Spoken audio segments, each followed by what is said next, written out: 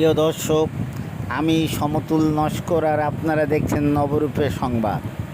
আজকের তাজা খবর, প্রতি বৎসর বৈশাখ মাসের শেষ মঙ্গলবার মইপিট কোস্টাল থানার নগেনাবাদ এরিয়ায় সুন্দরবনের জঙ্গল মেলা অনুষ্ঠিত হয়। প্রতি বৎসরের মতো এবছরও জঙ্গল মেলার দেখার মতো ভিড় ছিল এবং এই মেলা অনুষ্ঠিত হয় নদীর অপর পারে জঙ্গলের মধ্যে।